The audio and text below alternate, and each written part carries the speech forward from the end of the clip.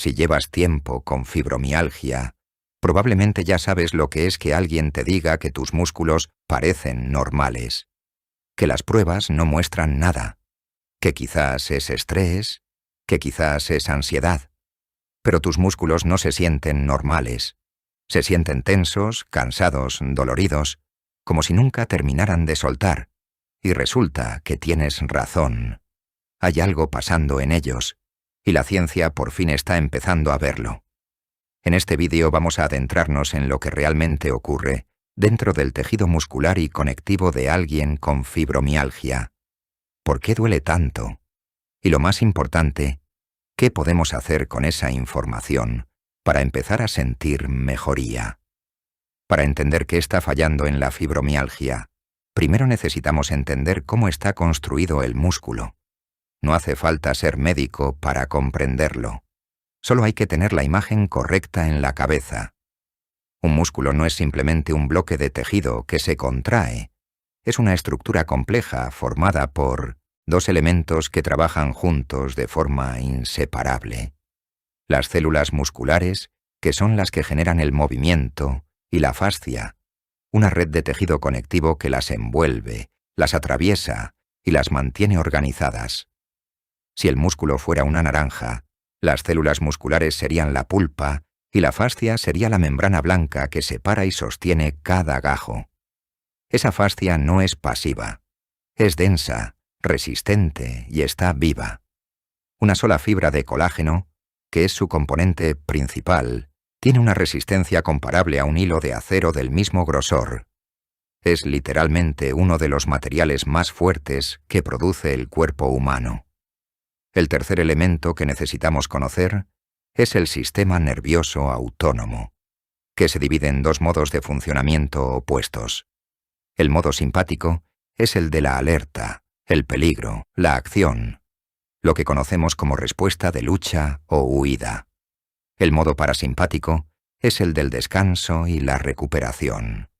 En un cuerpo sano, ambos se alternan con equilibrio. En la fibromialgia, como veremos a continuación, ese equilibrio se rompe de una forma muy específica y con consecuencias muy reales sobre el músculo y la fascia. Antes de entrar en detalle, conviene tener el mapa completo, porque en el músculo de alguien con fibromialgia no hay un solo problema.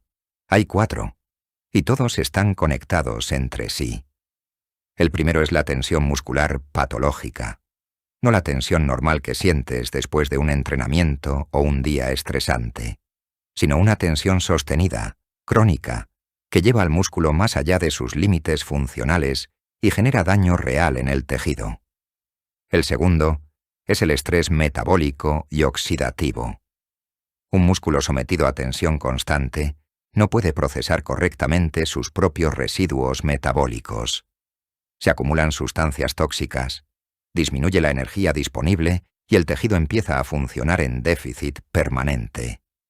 El tercero son los puntos gatillo, esos nudos hiperirritables que se forman en el músculo tenso y que no solo duelen localmente, sino que irradian dolor hacia otras zonas del cuerpo, a veces muy alejadas del punto de origen. El cuarto ocurre en la fascia, inflamación y depósito excesivo de colágeno. El tejido conectivo se vuelve más denso, más rígido, más adherido. Pierde su elasticidad natural y se convierte en una fuente de dolor por derecho propio. 4 piezas, un mismo puzzle. Y como veremos ahora, todas tienen un origen común. Un músculo crónicamente tenso no solo duele de forma difusa. Con el tiempo, desarrolla zonas de hiperirritabilidad localizada conocidas como puntos gatillo, y en la fibromialgia, estos nudos no son la excepción, sino la norma. Para entender cómo funcionan, piensa en un jersey de lana con un tirón en la tela. Ese tirón no solo afecta al punto exacto donde está el defecto, sino que jala y deforma el tejido a su alrededor, e incluso en zonas aparentemente alejadas. Los puntos gatillo funcionan de forma similar. Generan dolor local, pero también dolor referido hacia otras partes del cuerpo, que a primera vista no parecen tener ninguna relación con el origen del problema. La diferencia entre una persona sana y alguien con fibromialgia en este aspecto es llamativa. Una persona sin la condición puede tener entre 0 y un punto gatillo significativo en todo el cuerpo. Una persona con fibromialgia tiene de media entre 10 y 11. El músculo, literalmente, está sembrado de ellos. Y aquí es donde el círculo se cierra de forma cruel. Cuanto más tenso está el músculo, más puntos gatillo desarrolla. Y cuantos más puntos gatillo hay, más dolor genera el músculo, lo que a su vez alimenta la tensión. Un bucle que se retroalimenta y que, sin intervención, tiende a empeorar con el tiempo. Si el músculo es el motor, la fascia es la estructura que lo sostiene todo. Y en la fibromialgia, esa estructura está en un estado de inflamación crónica que la ciencia apenas está comenzando a documentar en detalle. En condiciones normales, la fascia funciona como una red elástica y deslizante que permite que los músculos se muevan con libertad. En la fibromialgia, esa red se vuelve densa, rígida y excesivamente adhesiva. Las biopsias musculares de pacientes con fibromialgia muestran un aumento significativo del colágeno que rodea las células musculares, junto con marcadores claros de inflamación en el tejido fascial. Si comparas visualmente una biopsia de fibromialgia con la de una persona sana, la diferencia es inmediatamente visible. Hay mucho más tejido, mucho más denso, mucho más adherido. Pero hay un detalle anatómico que convierte esto en algo especialmente relevante para el dolor. La fascia es precisamente donde residen la mayoría de los nervios sensores del dolor, y también donde se concentran los nervios del sistema nervioso simpático. Lo que significa que tienes tejido inflamado y rígido en el lugar exacto donde más nervios de dolor hay. La combinación es, literalmente, una tormenta perfecta de señales dolorosas. Lo que hace aún más interesante esta pieza del puzzle es que la fascia no es un tejido pasivo. Tiene la capacidad de contraerse en respuesta a la actividad del sistema nervioso simpático, igual que el músculo. Esto significa que cada vez que el sistema de alarma se activa, no solo el músculo se tensa, la fascia que lo envuelve también lo hace. Más contracción, más rigidez, más dolor. Si el problema central es un sistema de alarma que no se apaga, la solución más lógica es aprender a activar su opuesto, la respuesta de relajación. Y la buena noticia es que esto está en nuestras manos, literalmente. No existe todavía una forma de desactivar de forma permanente la hiperactividad simpática que caracteriza la fibromialgia.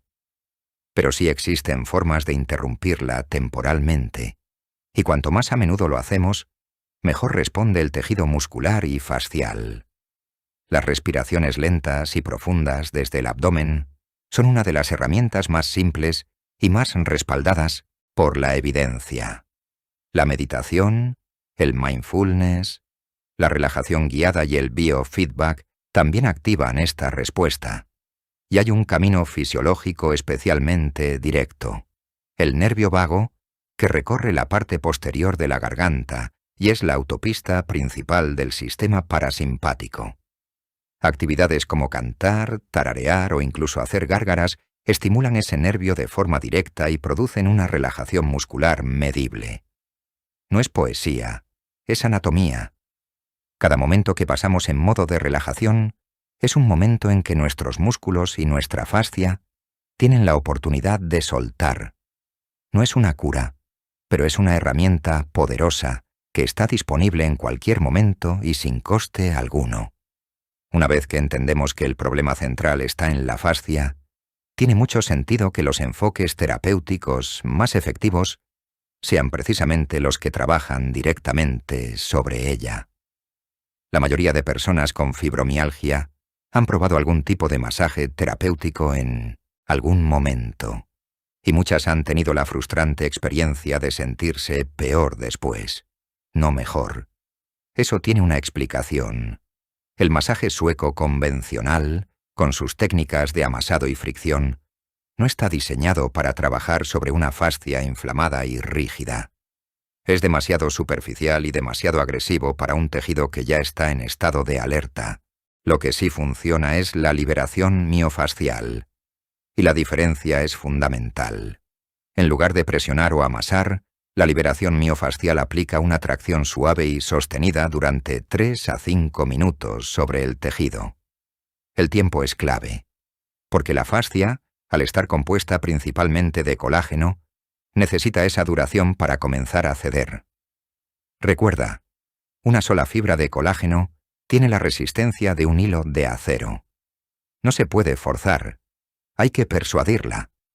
Una revisión sistemática de 10 estudios sobre terapia manual en fibromialgia encontró que la liberación miofascial presentaba la mayor evidencia de efectividad entre todos los enfoques evaluados. No es solo experiencia clínica, es ciencia. No todo el mundo tiene acceso a un terapeuta especializado en liberación miofascial. Pero eso no significa que estés sin opciones. Existen herramientas diseñadas para que puedas trabajar tu propia fascia en casa. Los rodillos de espuma son una opción accesible y efectiva, especialmente para abrir la zona del pecho y los hombros que tienden a cerrarse con la tensión crónica de la fibromialgia. Dispositivos más específicos, como los apoyos craneales, permiten aplicar esa tracción suave sobre zonas difíciles de alcanzar, como el cuello y la base del cráneo. La clave, en cualquier caso, es el tiempo. No importa tanto la herramienta como la duración del estiramiento. 3 a 5 minutos manteniendo una posición de tracción suave es lo que marca la diferencia entre un simple estiramiento y una liberación fascial real. Un estudio sobre autoliberación miofascial en fibromialgia encontró mejoras significativas con tan solo 2 sesiones semanales de 50 minutos. No hace falta hacerlo todos los días ni durante horas. Hace falta hacerlo con constancia y con la técnica correcta. Las inyecciones en puntos gatillo son otra herramienta disponible a través de profesionales sanitarios.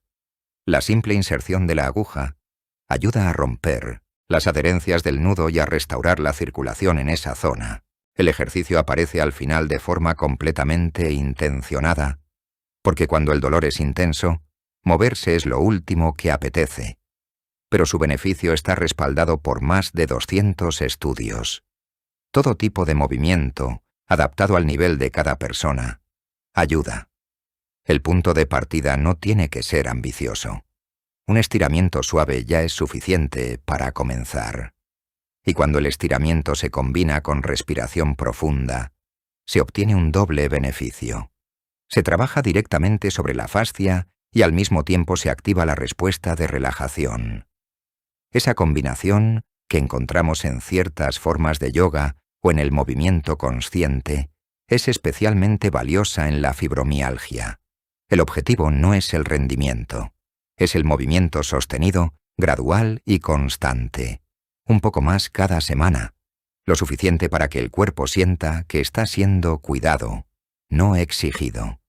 La fibromialgia sigue siendo una condición en la que queda mucho por descubrir, pero el camino está cada vez más iluminado. Una de las líneas de investigación más prometedoras apunta a la posibilidad de bloquear de forma selectiva el depósito patológico de colágeno, ese exceso de tejido rígido y adherido que caracteriza la fascia en fibromialgia, sin interferir con el colágeno sano que el cuerpo necesita para funcionar. Si eso se logra, podría cambiar radicalmente las opciones de tratamiento disponibles. Mientras tanto, lo más poderoso que cualquier persona con fibromialgia puede hacer es entender su propio cuerpo.